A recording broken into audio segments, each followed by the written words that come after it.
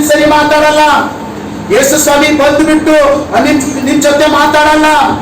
ಒಂದ್ ವೇಳೆ ಯೇಸು ಸ್ವಾಮಿನೇ ಬಂದು ನಿನ್ ಜೊತೆ ಮಾತಾಡಂಗಿದ್ರೆ ನನಗೆ ಇಲ್ಲಿ ನಿಂದಿರಿಸ್ತಿದ್ದಿಲ್ಲ, ಎಲ್ಲ ಯೇಸುವಿನ ಜವಾಬ್ದಾರಿ ತಗೊಂಡ್ಬಿಡ್ತಿದ್ದನು. ನನ್ನ ಸಭೆ ಬರೋರ ಬಗ್ಗೆ, ಒಂದು ಕುಟುಂಬದ ಬಗ್ಗೆ, ಒಬ್ಬರ ಬಗ್ಗೆ ನಾನು ಹೇಳಬೇಕು.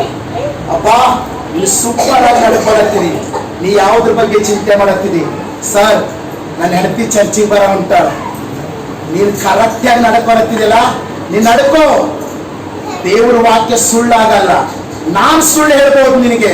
ದೇವ್ರೇನಂತ ಹೇಳ್ತಾನ, ಮೊದಲು ನೀ ಕರೆಕ್ಟಾಗಿ ನಡ್ಕೋ, ಆಮೇಲೆ ನಿನ್ ಮನೆಗಿರೋರು ಎಲ್ಲ ಕರೆಕ್ಟಾಗಿ ನಡ್ಕೊಂಬ ಜಾಗಕ್ಕೆ ನಾ ಕರ್ಕೊಂಡ್ ಬರ್ತೇನೆ. ಯಾರು ಹೇಳ್ತಾರೆ ಮಾತು? ನಾನು ಹೇಳ್ತಿದ್ದೀನ ಅಷ್ಟು ಮಾತ್ರ ಹೋದಮ್ಮ. ನೀನು ರಕ್ಷಣೆ ಹೊಂದು, ನಿನ್ನ ಮನೆಯವರು ಎಲ್ಲರೂ ಕೂಡ ರಕ್ಷಣೆ ಹೊಂದುತ್ತಾರೆ. ಮೊದಲು ನೀ ರಕ್ಷಣೆ ಹೊಂದು, ಆಮೇಲೆ ನಿನ್ನ ಮನೆಯಲ್ಲಿರುವವರು ಎಲ್ಲರೂ ಕೂಡ